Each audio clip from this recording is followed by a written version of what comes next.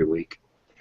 Hi everybody, this is Joanne with Read Science, joined once again by my co-host Jeff, and we are here today. We're going to talk about children's science books with author Nicola Davies. I hope I did that the right British way. You did, perfect. She's joining us from the UK, and you're in Wales right now? I am. I'm looking out on lovely Welsh hills out of my window. Oh, wonderful. So, and of course, I'm in Illinois, and Jeff's in near D.C. in Maryland. But I met Nicola just in February at the AAAS meeting in San Jose, and you were there to receive a prize from the Subaru Book and Film Prize for your book, Tiny Microbes, which I know Jeff has above his ear there. Yep. Tiny Creatures, the World of Microbes. Yes, it's got a subtitle in America.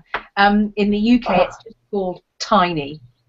Is it just called Tiny? Okay. I thought I saw something look slightly different. And we will get, and in fact, I've got the edition with the little sticker on it saying you won the prize. Yay!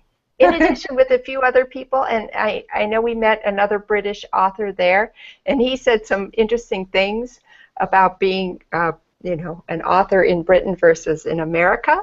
So I would love to see, what kind of differences you see as far as children's books and being an author and what this looks like around the world. But what I'm going to do actually now is to read a bit of a bio here that Nicola sent along, because I don't trust Wikipedia. Didn't know if you were, still up to date on there. That's what's on Wiki, that's for sure. Yeah, well, I tell my students you can go there just to get a first blush look at something, but don't ever say, don't make that your be-all, end-all when you're trying to reference something. So you were, your family is from Wales, and though you were born elsewhere. You are trained as a zoologist at King's College, Cambridge, and then worked as a field biologist studying geese, bats, humpback, blue, and sperm whales. So that's great. So you have proper science background. Nicola then worked as a presenter, assistant producer, and writer for the BBC Natural History Unit before becoming an author. You've done some other jobs in between there as creative writing supervisor. You have written adult novels, newspaper columns, children's television series, children's nonfiction and fiction, and poetry. And you are the author of more than 40 titles, and your books are translated in more than 12 different languages. That's good. Nicola's books are widely reviewed in the UK and US and have won prizes in the UK, US, Italy, and France. Your picture book, The Promise, which I have here, I read it this morning, okay, because it got so many accolades, I was like, oh, I better sit down and read this one, was one of the New York Times top 10 picture books of 2014, and you were twice shortlisted for the AAAS Subaru Prize before winning it for Tiny Microbes, which we have here. And this is also shortlisted for the Royal Society Science Book Prize for 2015. So that's a good list to be on. And kids choose that, right? The kids determine the winner.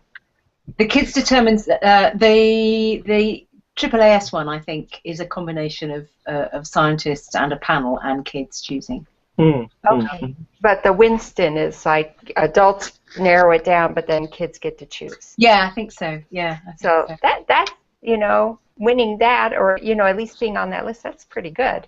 Yeah, it's always lovely when it's the kids. That I won a prize for one of my sort of fiction, non-fiction crossover books last year about man-eating lions, and that was entirely chosen by children, and that was absolutely lovely. And I went to the prize giving, and there were 1,500 kids, kind of hysterical with excitement. Oh, that's so exciting! See, that's what you want for a kids author, right? I mean, it's nice adults like it and the teachers like it, but when the kids are the ones that are really excited. And the kids are such a lovely audience to write for, because they let you know when they don't like it, and they're completely honest about it. But when they do like it, they have great questions and great insights. And I do lots of work with live audiences of children and lots of work in schools. and I just love it. Yeah, so I'm not going to read the rest of your bio, but it does expand upon all these things you do that are outreach to children, that are helping them learn to write, you know, to inspire them to write, and not just write, but also write about science and using the natural world as your, you know, as their inspiration. So before we talk more about that, I'm going to let Jeff have a turn to talk. Okay. Usually it's the other way around. Table's turned, right, Jeff? Yeah, and Joanne keeps saying, but. But you've already given me the segue to what I was thinking. Where I wanted to start was, our received wisdom, which may or may not be true, and you can comment, is that kids come into the world and they have a sense of wonder and curiosity and everything, and they're already the perfect audience for science and nature until we beat it out of them, presumably.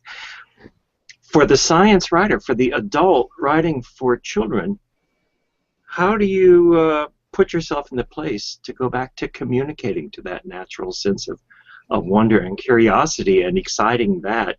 Because we just heard the children tell you, but they love your books, and so it's like, how do you make that connection? What is it? Well, I have an enormous advantage, which is that on the outside, I'm a woman of a certain age. I'm 50, whatever I am, 57. But actually, on the inside, I'm 8. Okay. So I haven't got to go back very far. And I'm saying that kind of frivolously, but really that's true. I really am absolutely the same person on the inside that I was when I was 8. And I remember the feelings and impressions I had, you know, seeing wild animals, noticing things in nature around me for the first time as quite a young child. And I kind of remember the way I thought and the way I saw things.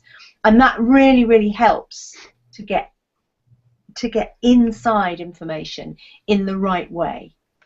And also, the first writing I did was actually for television rather than for books. Mm-hmm.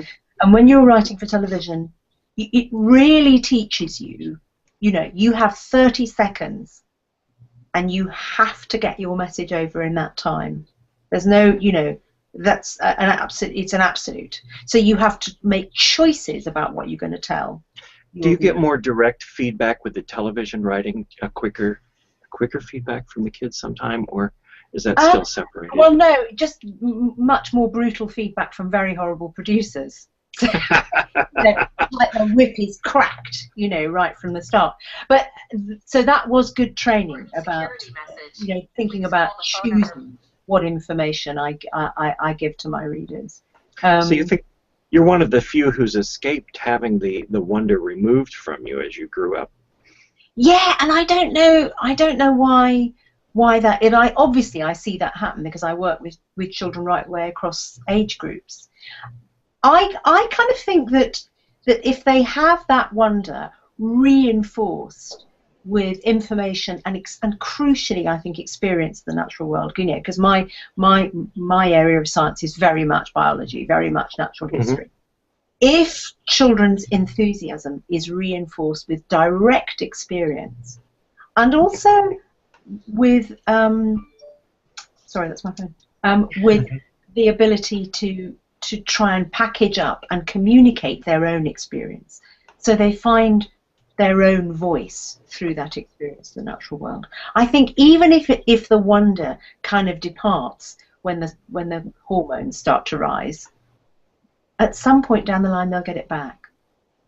So if they are approached in the right way, this is our lesson for adult teaching, right? If we do it the right way, we can recover that natural wonder, you think? If only we knew exactly the right way. But you know, from the point of view of parents and educators, I think very often parents, particularly dads, I have to say, is a kind of a terrible gender generalization, but I think particularly dads really want to be in the position of knowing, and if they don't know about something, they feel they can't read about it or talk to their kids about it. And what I would love to say to all parents and teachers is, you discover something together, and if you discover something together that has all sorts of benefits in terms of your relationship with the child, but also what it shows children is that learning and finding out is something that goes on forever. It's not something that stops. You know, that knowledge is not finite. That finding out about stuff and engaging with the world. What I always say is, what I want my books to do is to start my readers on a lifelong dialogue with the world, a lifelong conversation with the world around them. So that what I'm hearing there is one of our key science communication issues should be to make sure to help people realize that science is about not knowing but finding out. Yes, absolutely. And so often when science is presented, and particularly my experience of science, you know, particularly I did science A-level, so I did physics, chemistry, and biology, and the way the physics and particularly the chemistry was taught was, here is a block of stuff that you have to know. Take this great big dollop of facts and swallow it down. And it was never presented as, okay, science is an approximation, hopefully an ever closer approximation, but you, as a child learning this stuff, can be part of the next approximation. And that is such an important message to get over. I've thought about that and read some things, and my degree is in physics, so I've done math and physics, and every one of those, all of those textbooks presents knowledge. Well, here are the things that are known, and now you can do the proof. You know, especially math books, like, where do these theorems come from? There is never really any sense in them of discovery and blind alleys and finding out, which I think, and some people I admire think, is maybe a better way to go about teaching science, is to show it as a process. Yes, and a story. It's a story. It's a story. I'm always saying to people, banging on endlessly about the power of narrative. Narrative is the psychological carrier bag that human beings have been using since we sat around the first campfires chewing on mammoth bones to communicate all sorts of information. And some of the information that you can communicate with a narrative might be, you know, out of your head, and some of it might be the best way to catch mammoths. You know. Or both. Or both, actually. Of course, I love mixing up the both. But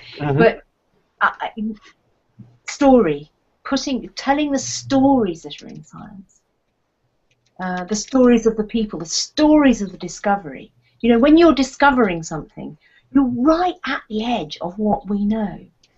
That's hugely exciting, and that sense of excitement, I think sometimes, well, very often in the British education system, I have to say, fails to communicate itself to young scientists. And also the word play.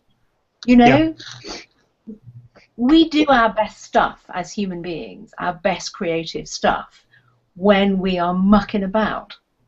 And play can be all sorts of different things. You know, in our, I guess through kind of a long line of kind of Puritan work ethic, the idea of play has acquired a bad reputation, particularly in our two cultures, in America and in the UK. So that play is a bad thing. Play is what you do in your time off.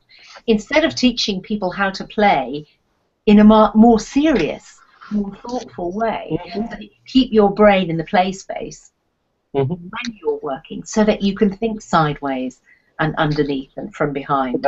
That's the way we did everything in my physics lab, really, was you have larger goals perhaps, but you play your way there, and that was particularly clear in when I was doing in type of computer programming, and you learn this. You write something that does it, then you write the program once you've learned how to do it. And so really it divides up into play and solving the problem, and then sorting it out and turning it basically into the math text that says, oh, this is the way it was a priori. But so Joanne and I are both sitting here agreeing, yes, it's narrative, yes, it's play, yes, for that whole thing is entirely true. I mean, this is true in your lab too, isn't it, Joanne? Oh yeah, definitely. You know, definitely encourage people to, you know, get in, you know, explore a little bit. And that's how things are happening. So, you know what? I have a giant stack of books that was kindly sent to me, and it made me sad that I don't have 5 to 8-year-olds, 11-year-olds anymore, right? They're all college age, or one's a high schooler. But what I'd like to do is hold up a few of these and have you tell us a little bit about them, because sure, absolutely. Some of these are so intriguing, and honestly, I'm learning things by reading them, which, you know, this is one of the things I loved about having kids, was my chance to re-explore things. Oh, yeah. You know, not just, you know, them playing outside, but the fact there are so many wonderful books out there for them to read on all sorts of topics. So even things that I wasn't interested in high school, but was forced to, maybe history or something. But then you read a kid's book about it and you go, oh, this is actually really exciting. And I think if someone was like, you know, I don't like science, but I think I should learn a little more, I would say, go to the kids section. And don't go to the internet. Don't go to the internet, because the internet will be unpackaged, unreferenced tsunami of gunk. Go to a good children's library, talk to a good children's librarian, and find a great narrative non-fiction title that'll give you the stories behind the facts. Yeah, Jeff and I love libraries, so. Oh, we all love them. So let's start with this book. What's Eating You? And I learned the most from this book. Yeah, and I bet you saw that. I tell you, the whole time I was writing that book, I was going, itching your head. Examining myself for parasites. It's obviously about parasites. It's part of a series of books, part of a series of 6 books, and each one is kind of a biological essay, but with a very kind of jolly, jokey voice, but aided and abetted with fantastic illustrations. A wonderful illustrator called Neil Layton, who is very, very clever, because he gets lots of information into his illustrations, but they're very playful and very funny. So while kids are laughing, they get the information. It was quite tough for me to write that book, because I didn't do any of the parasitology courses when I did my degree. So I had to start parasitology from scratch when I did that. And I have to say, I found it absolutely fascinating. I think of all the research I've done for my books, the research I did for that book was the most truly mind-blowing. Well, and it must show that you really dug in, because I felt like, I'm a biologist, I'm not a parasitologist, but I learned so much from it. Oh, I'm so glad. I'm so glad that you did. I mean, the extent to which parasites horribly manipulate their hosts was just like something out of a horror movie. But of course, kids love all that. They love all that gruesome stuff. I quite often get complaints from adults, you know, about how gruesome my books are and how terribly unsuitable they are for little kids. Kids completely adore it. Here we go. Let's talk about this one. Oh, right.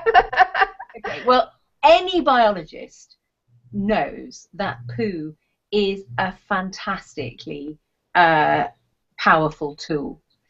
So actually, really, that book is about scientific method. It's about some of the ways that we go about finding out about animals. I mean, my very first job when I left school, before I went to university, I worked as a research assistant for the Wildfowl Trust, and I collected goose poo.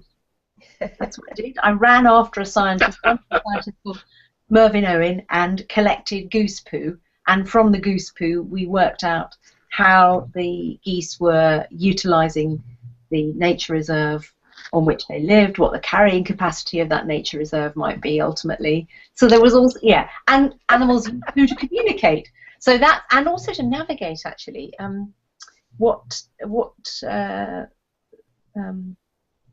hippopotamuses do when they come out of the river at night, and they do big dollops along the route. So even if it's really, really super dark, when they come back from grazing, they can sniff their way back to their favourite bit of river. That's so interesting.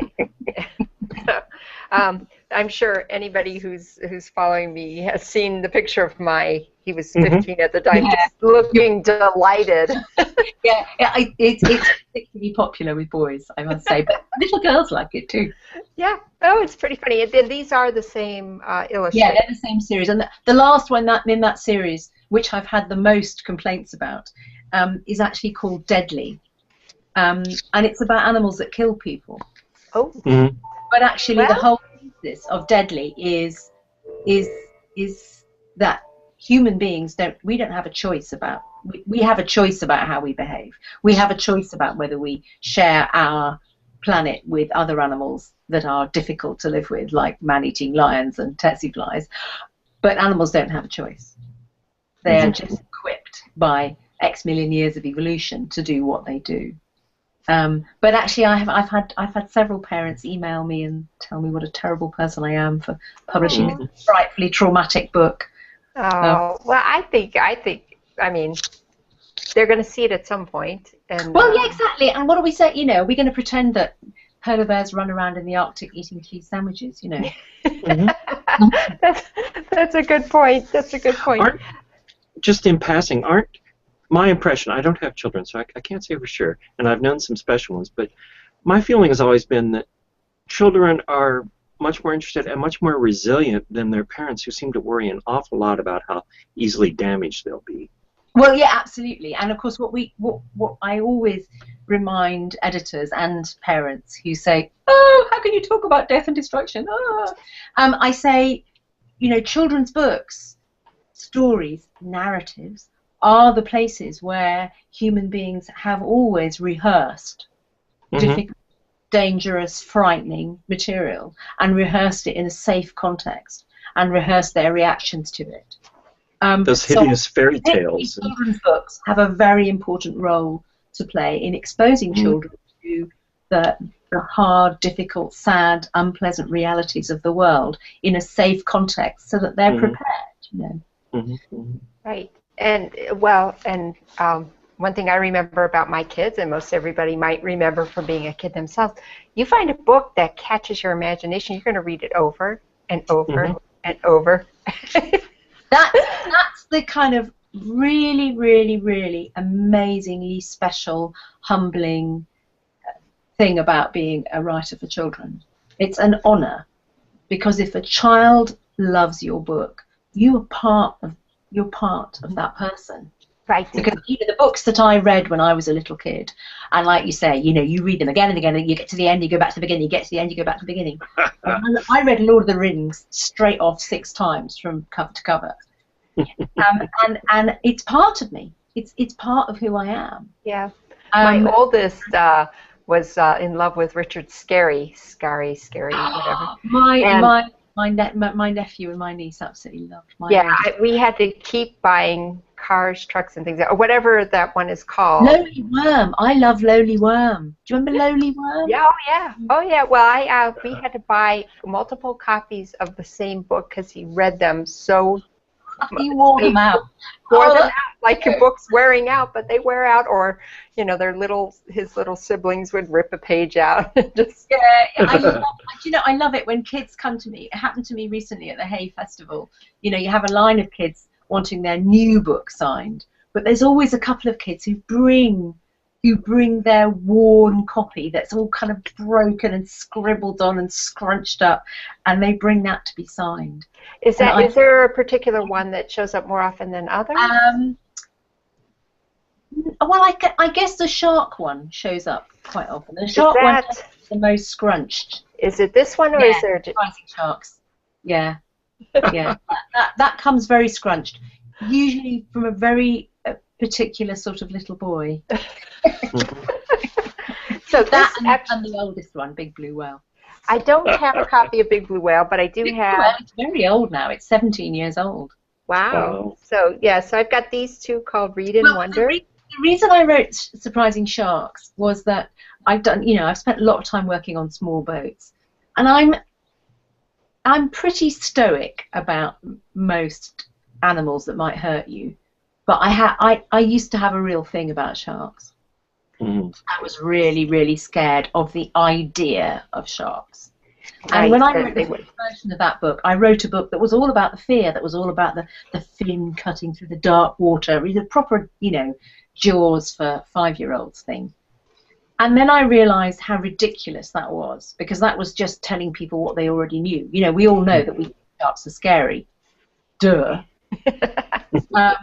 So I sort of went back to the drawing board and then wrote about the stuff that perhaps people might not know. And it's been really funny because there's just been a series out in the a BBC Natural History Unit series out here in the UK about sharks. And basically, you know, it's 3 programmes, but most of it's in that book that I wrote. Well, we have Shark Week in America, so... Yes, I know, it's so good that they're getting attention. But, you know, when I first started going to sea a very, very long time ago, you know, you wouldn't see sharks often, but we would see them. And a few years ago, I spent a month at sea in the Sea of Cortez watching sperm whales. Oh, sorry, that one down. Okay. And you know what? We didn't see, I think we saw 1 shark in 3 weeks. Oh, wow.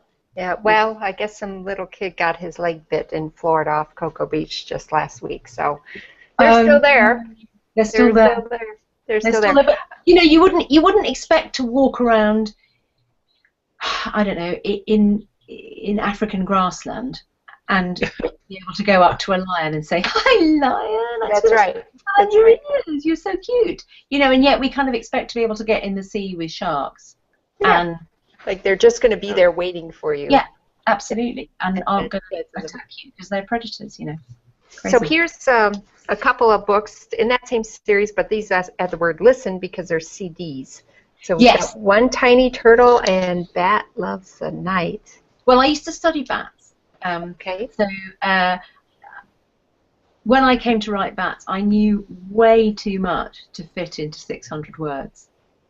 So that was a really good lesson in editing, writing that one. And getting it. In also how you can explain quite difficult things. But, you know, echolocation is the physics of echolocation. Is very difficult. But actually, all you need to do with little kids is to get them just a feel of it. They don't need to understand about wavelengths and frequencies and Doppler shift and all they need to get the idea of is that this animal that looks like it's silent is actually shouting its head off and then listening to the echoes. It's just the exposure that's valuable, isn't it? Yeah, exactly. The idea. You just give them an exposure to the idea, like you say. Well, let me. Okay, in passing again, Joanne, but let me ask you a question. Years ago, I was talking about science. How to reach young kids with science with a friend, a colleague, and we were thinking about sort of products and things, and we had an idea of jigsaw puzzles that would have science words on them and would be devoid of any explanation of those words. It would just be the words for the fun of the words, because we felt that the initial exposure then prepares them for a reception later, maybe. But is that about the right idea? I think that's a really, really, really good idea. I think that's a really, really good idea. So that you start putting that vocabulary and those images into readers' heads, so that you just put them in there and they smoosh around, and you know, who knows what they do. And they're fun because the words are funny sometimes, and kids like saying sounds and words and things. And this is the idea. I have some nonsense poems that I started working on about the elements for. Oh, brilliant! For kids, and it's mostly just sounds, because that I've known some kids who were about that age, and one in particular I was giving cello lessons to, and we would play games because she just loved rhymes and sounds and sort of stream of consciousness and these things. Okay, back to the books. that shark book. One of the things I do with that shark book is I get the kids to say some of the shark names. So I get them. I get them to say woebegong, and they always have a fit of the giggles about the word woebegong. For some reason, that is intrinsically funny to kids, but it's great to get them to say it. And when I do the bat, I do a presentation about the bat book, and I tell them about the littlest bat, about bumblebee bats, which of course has got a fabulous Latin name. It's Crasinipterus thonglongii. You know, it's yes, twice that's as long perfect. Body. You know, and kids love it. They love it. Do you have to fight with editors who say you can't give these kids these Latin words and say, well, no, they're I fun.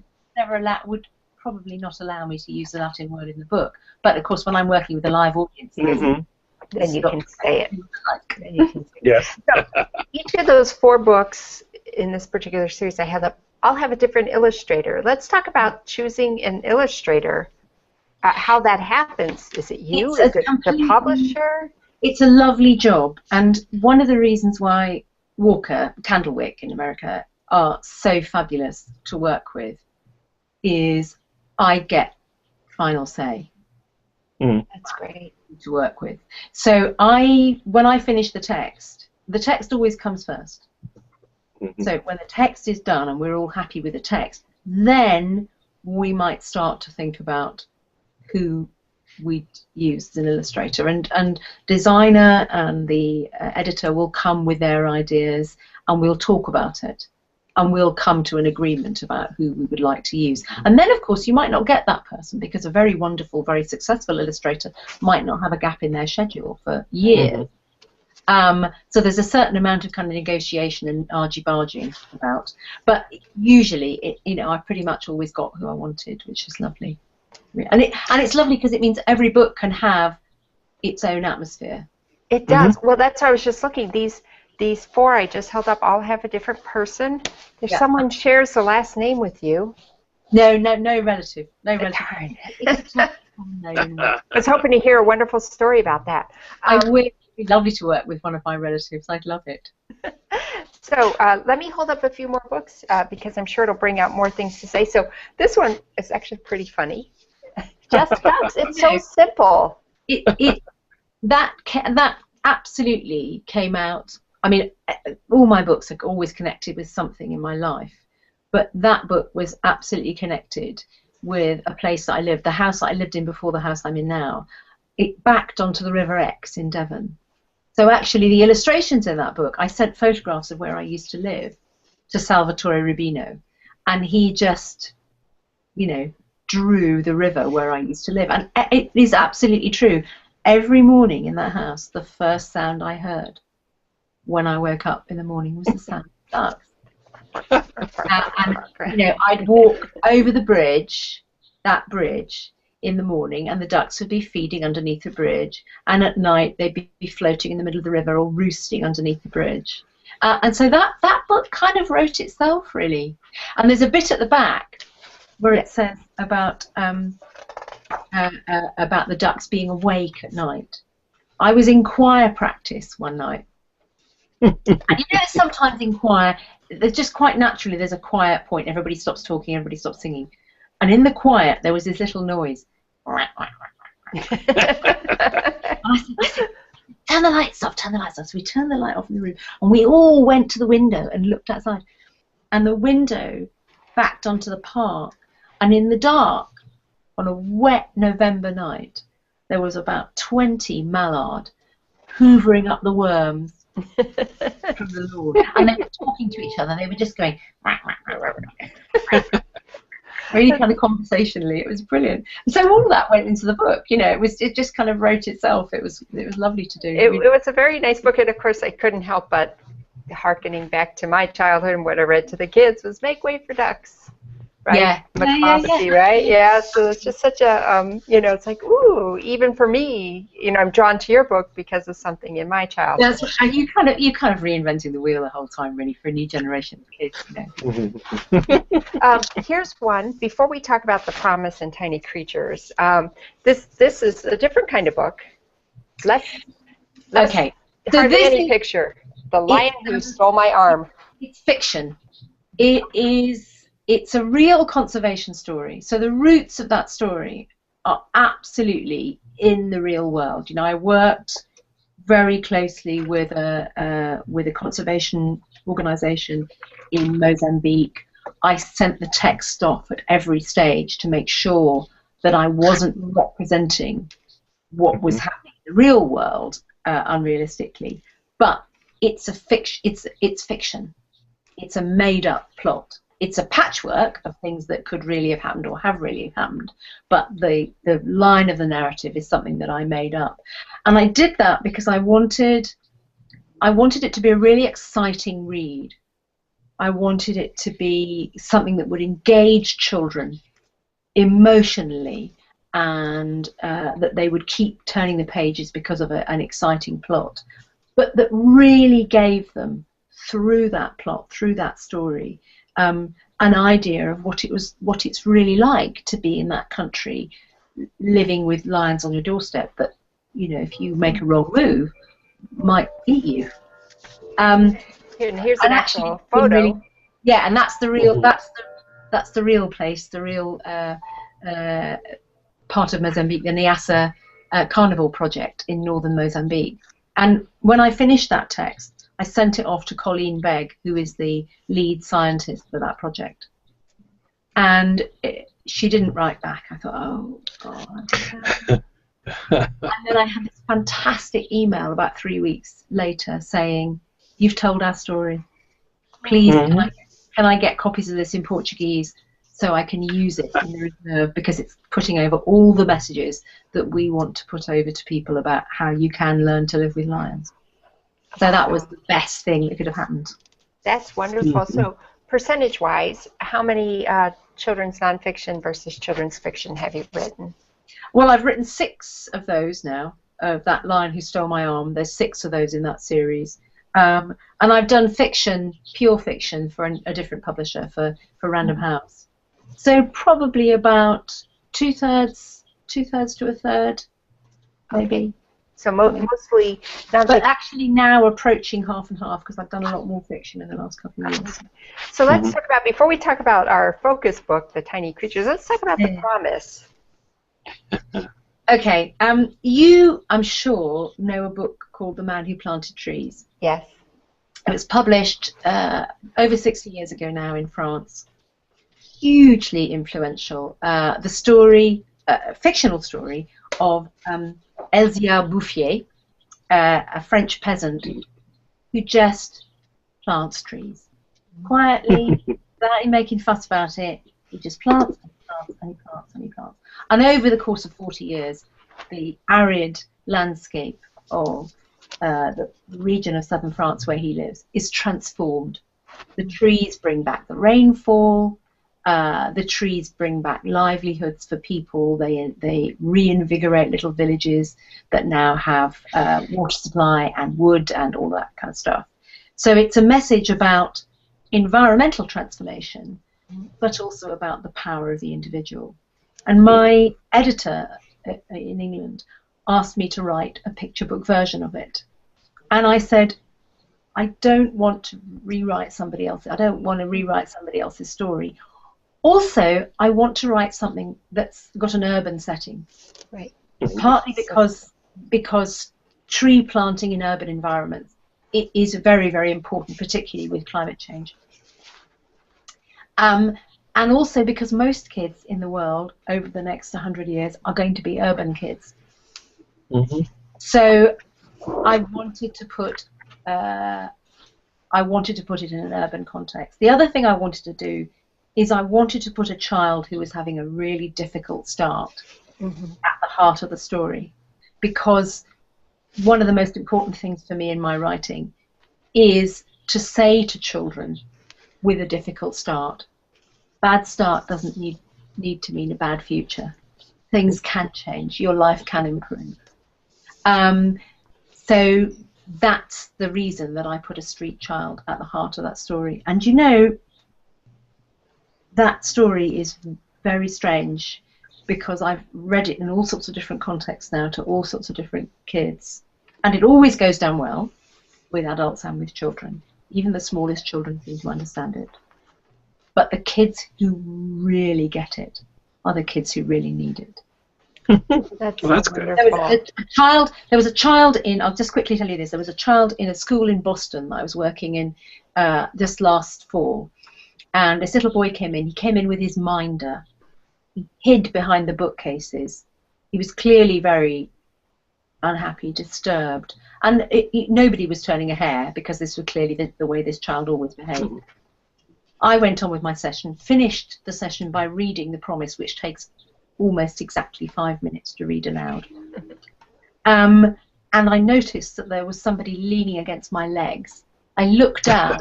The little boy who'd come in and hid behind the bookcases. He'd worked his way down to the front. He was leaning against my leg. He pulled me down next to him and he said, "That story is about me." Aww. So Yeah.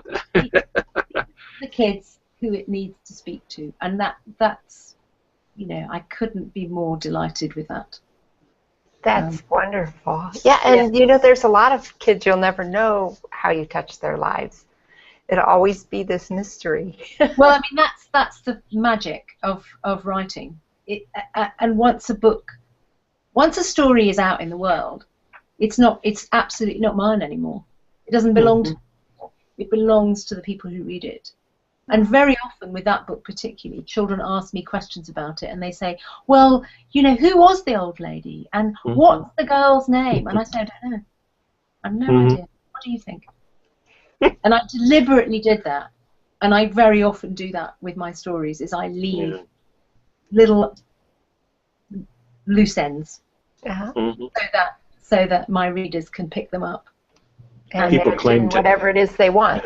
Yeah, absolutely. And then it's theirs. They claim to hate the loose ends, but it actually sort of draws them in. And I had one story that I wrote that had a few of those that came out the way I wanted to. And the number of people who surprised me by saying, "Well, what really happened after the end?" I said, "I don't. It's a story. It stopped there. I quit writing it." So, no, but what happened after this? Do you sometimes find yourself wondering about characters that you've made up? Oh yeah, I do too. Bonkers. The really good ones stay with you too. You think about them like, well, I wonder what he's up to now.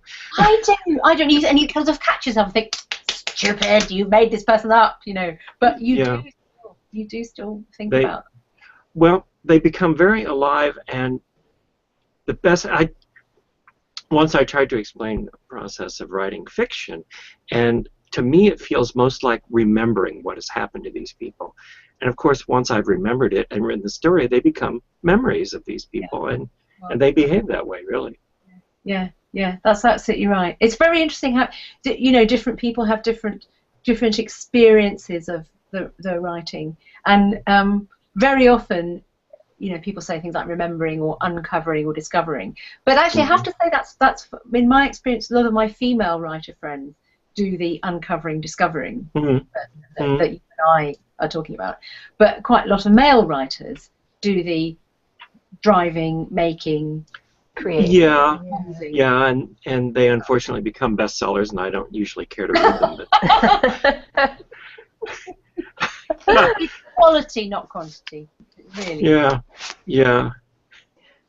So actually, I'm tossed up between. Let's talk about UK, US versus Tiny Creatures. What would you like to do first? Don't mind. You choose.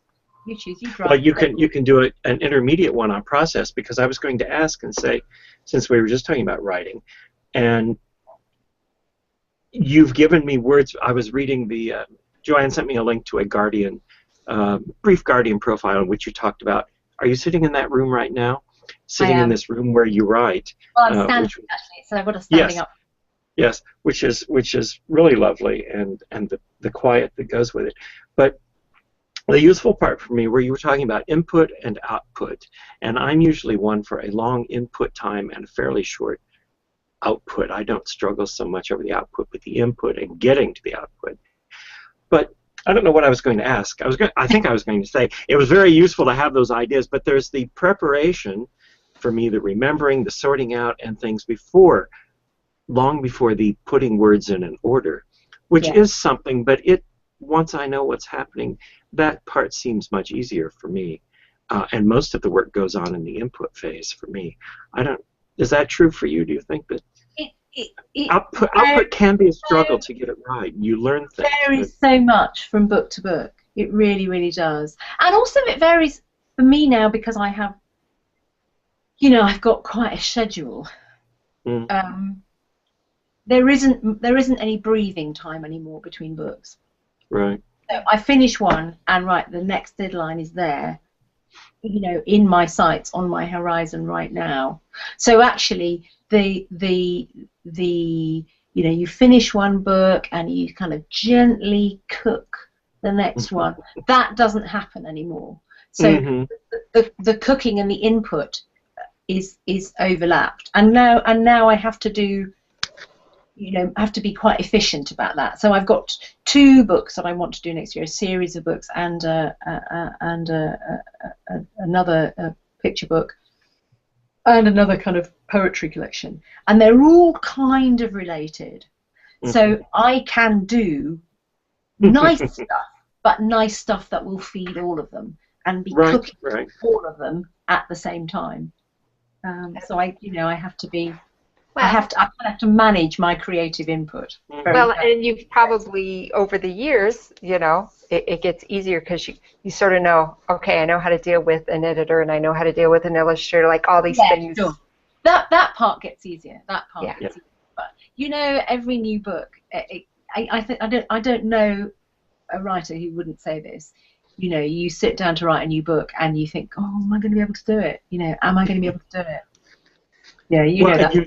You look back on the earlier ones and say, gosh, that one was good. I wonder how that one ever happened. Yes! Because I can't do that again. How did I do that? Oh, yeah. Well, let's talk about how you did this one, because this one gets all sorts of notes, and it's beautiful, by the way, people. Well, it is beautiful. Absolutely nothing to do with me. Emily Sutton is a genius. I don't know anything about microbiology. You know, my field is whole big animals, usually with fur or feathers. You know, that's my thing, or swimming in the sea. So I had to do lots and lots of basic research. I've got a huge, thick undergraduate microbiology textbook that I worked my way through and really made my brain explode to do that. Of course, although you're only writing, I mean, that's only about it's only maybe 450 words. Right. They've got to be the right 450 words, you know. So you have to make sure that you've made a selection of information from the right pool of information. You've still got to get the pool of information in there. So it was quite a lot of reading and revising. I did a bit of cell biology as a graduate and revising a bit of my cell biology and thinking about all that. But with a book like that, it's really the key concept in the narrative. And the key concept in that narrative was very, very simple, was, okay, everybody, there's these really, really diddy little things that are very important. You know, and as long as my readers understand that, then I've done my job. And but they will probably, though. I mean, look at these illustrations. They will, at some, you know, be sitting in school one day and go, oh, and they'll see that, absolutely. And that's what I was like talking about with the echolocation thing. You give them a feel for the subject. You give them the seed bed.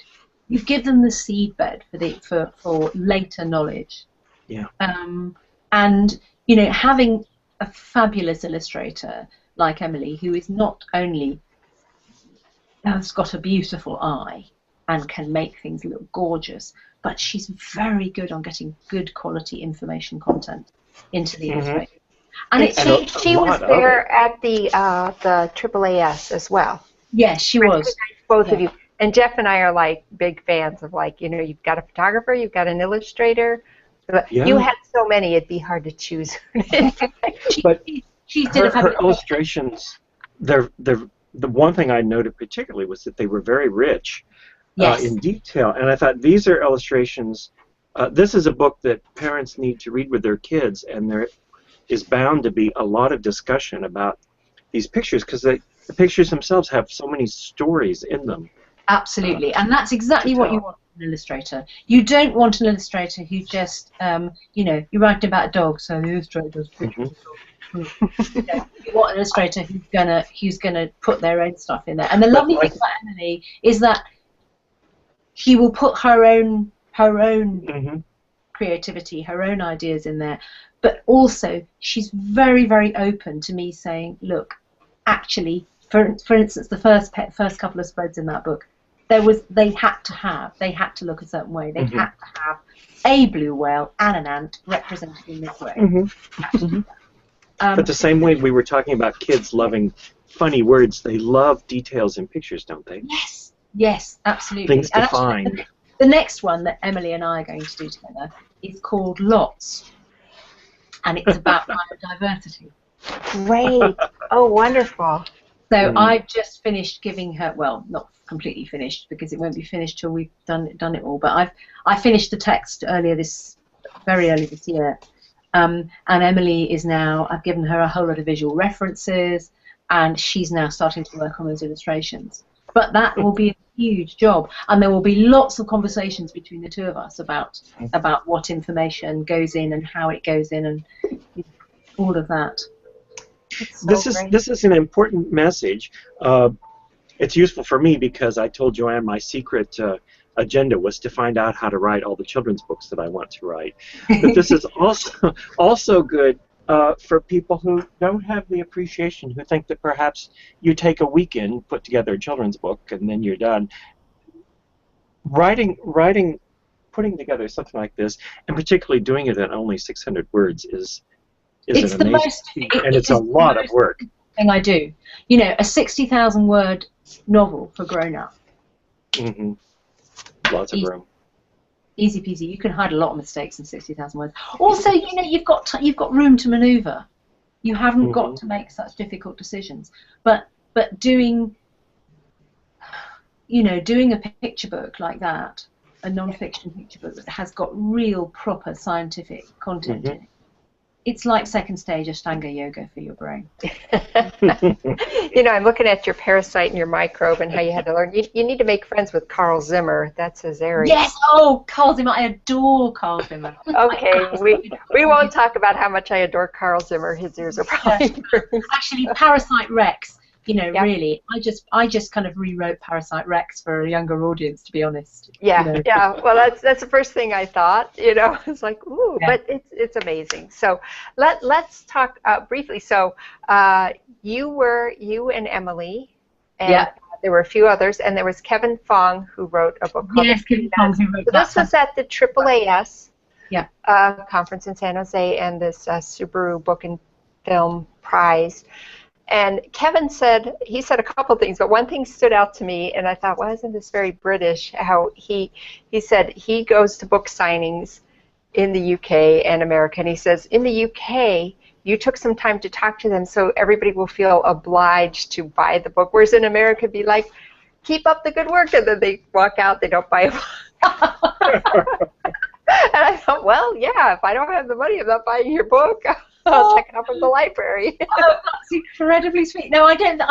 I think because he's writing for he's writing for adults and young adults, so it's a slightly different. Yeah, but kids, you would buy the book for sure. Yeah, absolutely. And the kids, kids won't go for it unless they really like it. I mean, the thing I would say I notice most in terms of difference between America and the UK is that in American schools, the library is still completely the heart of the school, the beating heart of the school, whereas that is not the case in British schools. Well, many British schools have lost their libraries. And many British schools do not have a library. You know, one thing I remember as a kid, and my kids, and so many people in America could say this was like at the heart of growing up in school was scholastic books. Yeah. You know, and they have book fairs a couple times a year, and you know, it's just such a wonderful focus on getting books to kids. Even and also the message that your learning is not just the responsibility of your teachers. Mm-hmm. You can be the author of your own learning. You can be the curator of your own brain. You haven't always got to rely on somebody else to be curating your brain contents for you. You can do it for yourself.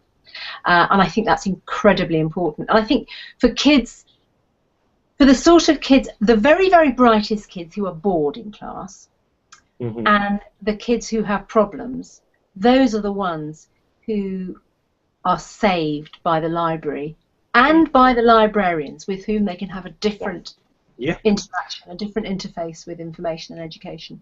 It's so important, and it's dire. It's tragic beyond words that is being lost in the British education system. Well, So I sorry think to hear that. libraries in the U.S. are in peril too. So maybe They are. we'll have a program on how we can save libraries, because I was one of those people you just described who was saved by libraries and librarians. So libraries are now my favorite places, and librarians are my favorite people, Yes, of course. we love Because, librarians. yeah, they're the ones I who always know say everything. that too. Librarians are some of my favorite people. I mean, Oh, yeah. they just, people don't take advantage of librarians enough. They No, aren't there absolutely. just to stamp your book or to, you know, shush, right? They know things. They know how to help you find what you need. Yes, Yeah. absolutely. And they'll have a passion as well. They'll have a Yeah. passion. Yeah, there'll be one section in that library that they'll really think, oh, this bit. Go and look at this bit. Yeah. All right, so make a note for the topic, Joanne. Libraries. definitely. Saving libraries. Yeah. All by ourselves, Jeff. Yes, we can do it. Well, we've got authors to help, I think. That's true. Yeah. Well, that's the thing. I never hear an author, even though I'm sure they would love it if everybody bought their books, right? You know, it helps the bottom line. But I never hear anybody complain about a library, because it's just so important to bring, you know, everything. His son's out the door. You know, to bring everything, make it accessible to people who might not normally. I mean, having said that about school libraries in the UK, there are also some very wonderful new libraries that are right in the heart of town. They're light and airy, and they've got a cafe, and you know, there's that idea that this is somewhere you go to have a very nice time. Yes. You know, that I will show pictures sometime that I took when I was in Salt Lake City. Their new public library is filled with books and with people and with places even for homeless people to come in and be comfortable. Yeah. And the atrium is gorgeous and has coffee shops and stores, and it's a place that people go to. You're right. Yeah. It's a really nice place for people to go to, and it's just the most wonderful, truly civilized idea. A library. Mm-hmm. It's a really, really civilized concept. So it's an important symbol. Yeah, absolutely. Yeah. It's an important symbol, but it's also an important reality. It's an important reality as a sense of community, and a sense of community identity, and a sense of shared values, and a sense of, you know, what I said at the beginning, that dialogue with the world, that we, all of us, can go on having that dialogue with the world, being the curators of our own collection inside our heads, all the way through our lives, and that we can do it without having to have access to an enormous fortune, and that once you've put that stuff in your brain, there's not very much that can take it away. Yeah, that's right. That's true. Well, there we go, Joanne. Yeah, I know. You just summarized this whole thing so beautifully, and we are at the end of an hour. And Nicola, this has been wonderful to speak with you today. Thank you. It's been lovely to chat to you, and just so lovely to see you too. See the two of you. Brilliant. Yes, thanks very much, Nicola. Pleasure. Well, and you know, just keep us posted when you have new books come out. If we don't catch it with our eyes, we do try, but you know, we can help you keep them in the public eye, and you know, I think we'll enjoy your books because they're just wonderful. Thank you. We'll mark you down to have you back for the library episode, and then we can. Oh yes, please. Lovely. I would love that. I'd love that. Okay, everybody, thank you for tuning in and for enjoying with us our conversation with Nicola Davies and her amazing books and her thoughts on science and sharing that with children. So until next time, we'll see you later. Bye. Thanks, Jeff. Thanks, Nicola. Bye, Joanne.